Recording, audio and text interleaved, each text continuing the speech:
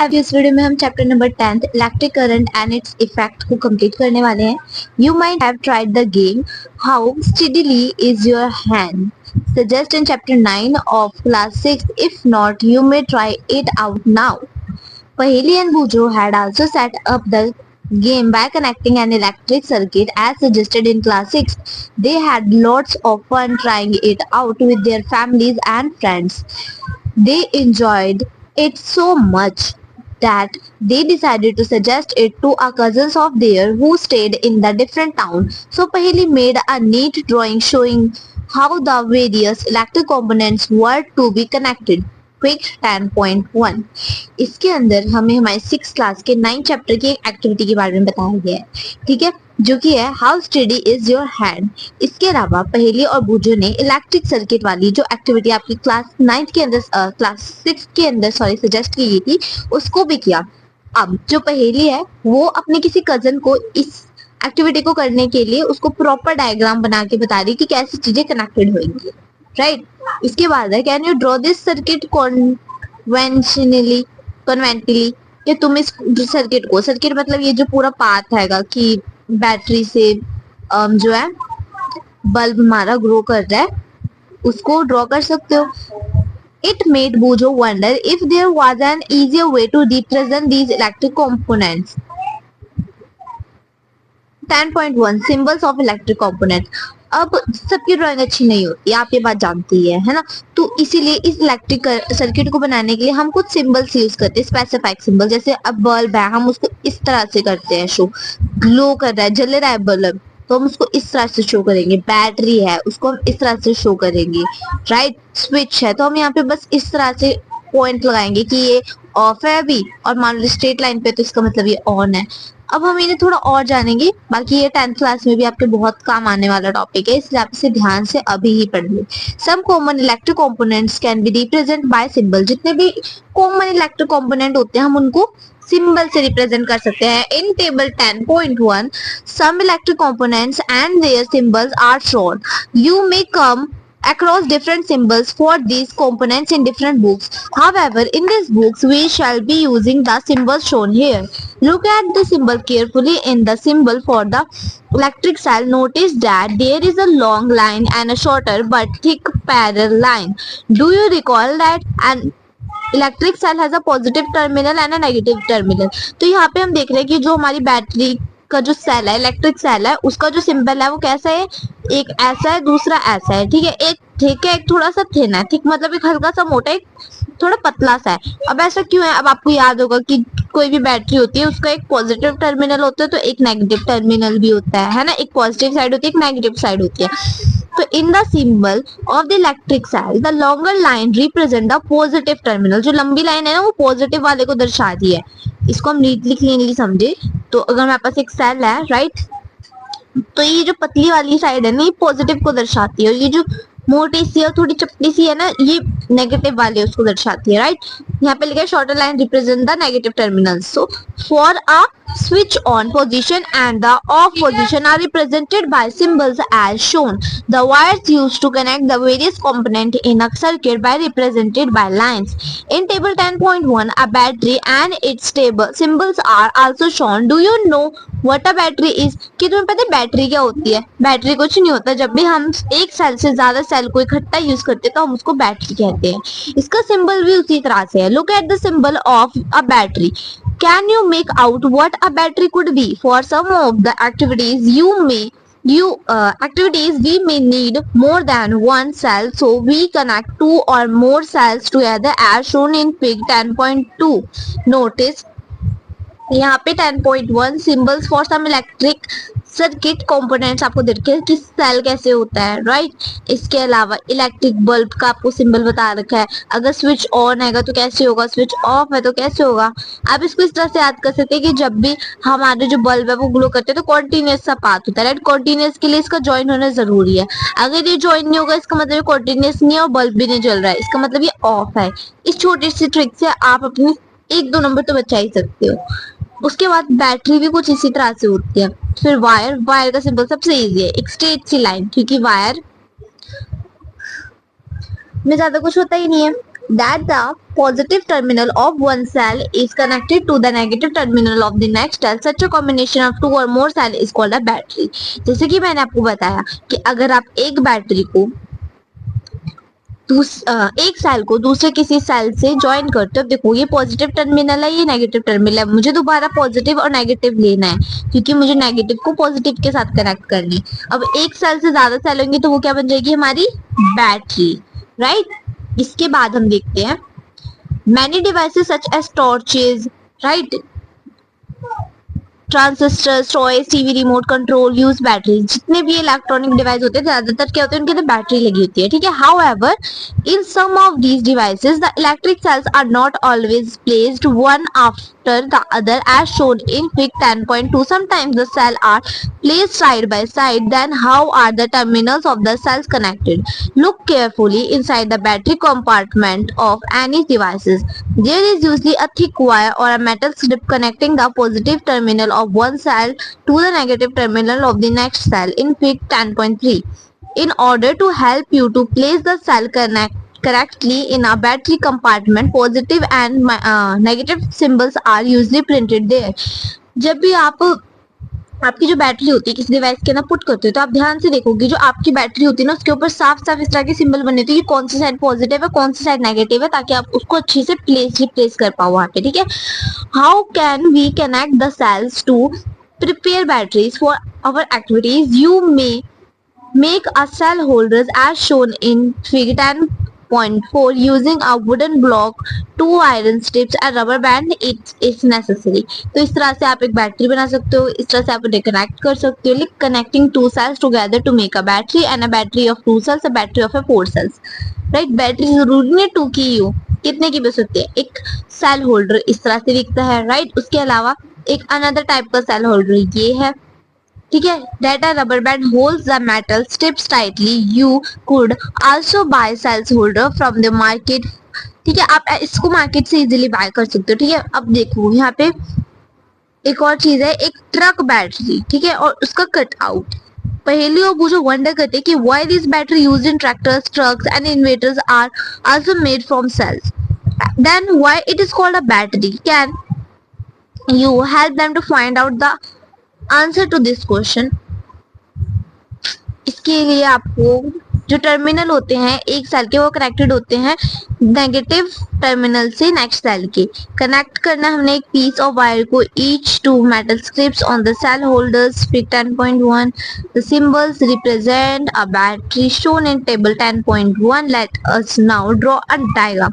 अब देखिए जो ऊपर डायग्राम गिवन था ना हमें सबसे टॉप पे, उसी डायग्राम को अब हमने रिप्रेजेंट करना है सिंबल से। इसके बाद आप एक्टिविटी 10.1 करके देख सकते हैं, ज्यादा कुछ नहीं है इसमें, राइट। इसके बाद हम देखते हैं heating effect of electric current की हीटिंग इफेक्ट क्या होते हैं।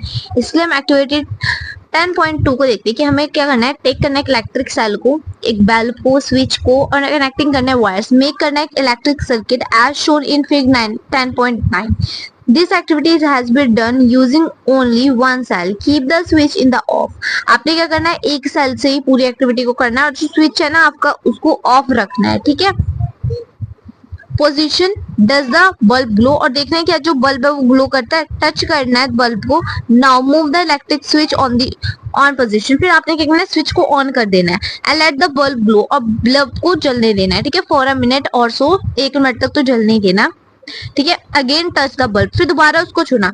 Do you feel any difference कि तुम्हें कुछ अलग महसूस हुआ? After moving the switch back to the off position touch the bulb again, तो इसके बाद उसको ऑफ करके देखना, फिर दोबारा छूना, ठीक है।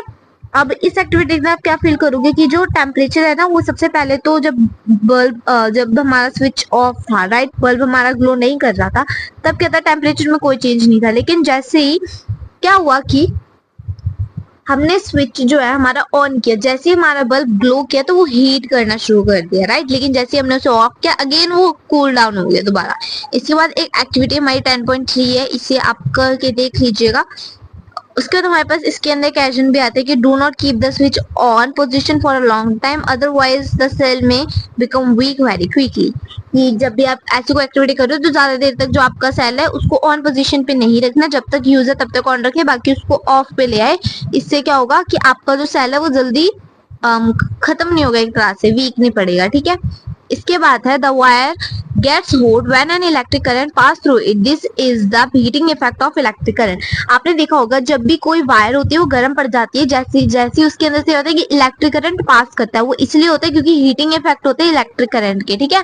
Can you think of an electric appliances why where the heating effect of the electric current is used? Make a such a list Make a list of such appliances. You might have seen an electric room heater or an electric heater used for cooking. All these contain coil of wire. ठीक है, this coil of wire is called an element. You may have noticed that when these appliances are switched on after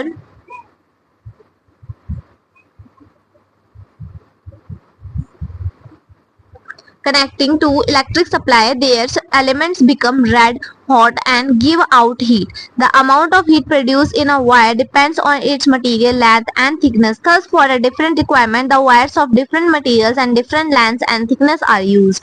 The wires used for making electric circuits do not normally become hot. On the other hand, the elements of some electric appliances become so hot that they are easily visible. The filament of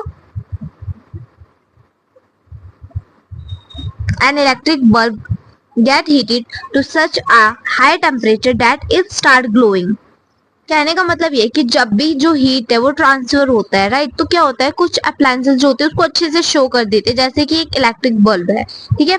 if a large current passes through a wire, अब मान लो कि आपकी जो wire है उसके अंदर से बहुत ज्यादा लार्ज अमाउंट के अंदर जो इलेक्ट्रिक करंट है वो पास हो रहा है, तो द वायर में बिकम सो हॉट, इससे क्या होगा कि जो आपकी वायर है काफी ज्यादा गर्म हो जाएगी, that it may even melt and break, इससे क्या होगा कि वो पिघल भी सकती है, मेल्ट भी हो सकती है या फिर टूट भी सकती है, ठीक है। But is it possible for a wire to melt and break? और ये क्या पॉसिबल है किसी भी वायर के लिए कि वो पिघल जाए या ब्रेक हो जाए? इसके लिए हमारे पास एक एक्टिविटी 10.4 है, इसको भी आप करके देख सकते हैं। बेसिकली इसके अंदर आप इलेक्ट्रिक फ्यूज के बारे में पढ़ोगे कि जो वायर्स होती है मेड होती है फ्रॉम स्पेशल मटेरियल्स, ठीक है, जो कि मेल्ट कर जाते हैं, क्विकली ब्रेक डाउन कर जाते हैं जब भी इलेक्ट्रिक सर्किट पास होता है, उनके में से जो वायर्स होती है यूज की जाती है फॉर मेकिंग इलेक्ट्रिक फ्यूजेस, ठीक है। इसके बाद है हमारे पास magnetic effect of electric current, कि मैग्नेटिक इफेक्ट क्या होता है। सबसे पहले हमने इलेक्ट्रिक करंट पढ़ा, राइट, इसके बाद हमने पढ़ा हीटिंग इफेक्ट, है ना, हीट का क्या इफेक्ट पड़ रहा है, क्या हीट पड़ रही है। अब हम पढ़ेंगे मैग्नेटिक इफेक्ट। अगर आप इस तरह से इसको समराइज करते चलोगे कि आपने अब तक क्या पढ़ा, अब आप क्या पढ़ोगे, तो ये इजी हो जाता है कुछ भी आपके लिए लर्न करना। इसलिए हम एक एक्टिविटी 10.5 देखेंगे। आपको टेक करना है कार्डबोर्ड ट्रे को, ठीक है, inside a discard match box wrap करना है इलेक्ट्रिक वायर को few times around the cardboard tray, place करने स्मॉल कंपास नीड्स को inside it. Now connect the free end of the wire to an electric cell through the switch shown in fig 10.17। इस तरह से आपने इस चीज को करना है, ठीक है। इसके बाद note the direction in which the compass needle is pointing, फिर आपने नोट करना है कि किस डायरेक्शन के अंदर जो कंपास की जो नीडल है ना वो पॉइंट कर रही है, ठीक है। Bring a bar magnet near the compass needle, bar magnet जो होता है वो कुछ इस तरह से दिखता है, एक साइड आपका नॉर्थ होगा, दूसरी साइड आपका साउथ होगा, ठीक है। Now while watching the complex needle carefully move on the switch to on position, पहले हमारा ऑफ पे रहेगा, ठीक है, उसके बाद हमने क्या करना है उसको ऑन कर लेना है, ठीक है। इससे आप जो है इस एक्टिविटी को अच्छे से समझ पाओगे। What do you observe? आपने क्या ऑब्जर्व किया? Does the compass needle deflect, क्या जो कंपास की निडल थी वो थोड़ा बहुत डिफ्लेक्ट की, ठीक है। Move the switch back two of position, फिर आपने क्या करना, ऑन किया तो उसको अब ऑफ कीजिए दोबारा। Does the compass needle come back to its initial position, क्या जो कंपास की निडल थी जो मूव कर रही थी वो दोबारा से उसकी इनिशियल पोजीशन पे आ गई। Repeat the experiment a few times. What does the experiment indicate, आपने इसको थोड़ा करना है फिर बताना है कि ये हमें क्या बताना चाहता है। We know that needle of a compass is tiny magnet, हमें पता है कि जो कंपास की निडल है, जो सुई है, जैसे मान लीजिए कंपास है, राइट, हमें उसके डायरेक्शन पता चलती है कि नॉर्थ है, ये साउथ है, लेकिन ये जो डायरेक्शन बताने वाला है ना क्या होता है, एक मैग्नेटिक होता है, ठीक है, मैग्नेट से बना होता है, टाइनी मैग्नेट आप इसे कह सकते हो। Which point in north and south direction, जो कि नॉर्थ और साउथ डायरेक्शन ही बताता है, ठीक है। When we bring a magnet close to it, the needle get deflected, जैसे ही हम एक दूसरे मैग्नेट को उसके क्लोज लाएंगे तो क्या जो निडल होगी वो डिफ्लेक्ट कर जाएगी. We have also seen that compass needle get deflected when the current flows in near by wire. Can you connect the two observations when the current flows through a wire? Does the wire behave like a magnet? तो क्या जो हमारी wire है वो एक magnet की तरह behave कर रही है. This is what a scientist Hans Christian Oersted also wondered. He was the first person who noticed the deflection of compass needle every time the current was passed through the wire. So, when electric current passes through a wire, it behaves like a magnet. This magnetic effect of the electric circuit, in fact, an electric current can be used to make magnets. Do you find it too surprising? Let us find out. इसके बाद आप एक activity 10.6 करोगे हमारे नए topic electromagnet के बारे में जानने के लिए. इसके अंदर आप बेसिकली इलेक्ट्रोमैग्नेट के बारे में जानोगे. The coil in the above activity behaves like a magnet. हमने जो ऊपर एक्टिविटी की उसके अंदर जो कॉइल था ना हमारा वो बिहेव कर रहा है एक मैग्नेट की तरह. ठीक है, जब भी हम उसको कनेक्ट कर रहे हैं इलेक्ट्रिक फ्लो उसके अंदर से कनेक्ट हो रहा है. ठीक है, when the electric current is switch off, जैसे हम इलेक्ट्रिक करंट को बंद कर देते हैं. ठीक है, the coil generally loss it magnetism. और इससे क्या होता है कि जो हमारा कॉइल होता है वो उसकी मैग्नेटिक वाली जो उसके अंदर प्रॉपर्टीज आती हैं उसको छोड़ देता है. सच कॉइल्स आर कॉल्ड इलेक्ट्रोमैग्नेट्स, इसलिए हम उनको इलेक्ट्रोमैग्नेट्स कहते हैं. देखो बेसिकली वो मैग्नेट वाला तो कर रहा है काम, वो आयरन को अपनी तरफ अट्रैक्ट कर रहा है, लेकिन किसकी हेल्प से कर रहा है? इलेक्ट्रिसिटी की हेल्प से कर रहा है. इसलिए हम इसको बोलते हैं इलेक्ट्रोमैग्नेट्स. क्या बोलते हैं? इलेक्ट्रोमैग्नेट्स. इसके बाद हम पढ़ते हैं इलेक्ट्रिक बेल. आपके स्कूल के अंदर इलेक्ट्रिक बेल होगी, है ना? तो we are quite familiar with an electric bell. हम इलेक्ट्रिक बेल के बारे में जानते ही है. It has an electromagnet in it. उसके अंदर एक इलेक्ट्रोमैग्नेट होता है. Let us see how it work. अब देखते हैं कैसे वो काम करता है. Figure 10.20 shows the circuit of an electric bell. It consists of coil of wire wool on an iron piece. The coil acts as an electromagnet. An iron strip with a hammer at one end and kept close to electromagnet. There is a contact screw near the iron strip. When the iron strip is in contact with the screw, the current flows through the coil, which becomes an electromagnet. It then pulls the iron strip in process. Such hammer at the end of the strip strikes the going of the bell to produce a sound. However, when the electromagnet pulls the iron strip, it also breaks the circuit. The current through the coil stops flowing. Will the coil remains an electromagnet? The coil is no longer an electromagnet. It no longer attracts the iron strip. The iron strips come back to its original position and touch the correct screw again. This completes the circuit. The current flows in the coil and the hammer strikes the gong again. This process is repeated in quick sessions. The hammer strikes the gong every time the circuit is completed. This is how the rings bell. कहने का मतलब ये है कि जो हमारा circuit होता है ना इलेक्ट्रिक बेल के अंदर वो बिल्कुल इलेक्ट्रोमैग्नेट की तरह ही वर्क करता है ना. ठीक है, इसलिए आपने देखा होगा कि जब भी आपकी क्लास के या स्कूल के अंदर इलेक्ट्रिसिटी नहीं होती है तो बेल जो होती है वो हमारी नहीं बजती है. यहीं पे हमारा चैप्टर जो है वो खत्म होता है. मिलते हैं नेक्स्ट वीडियो में, तब तक के लिए बाय.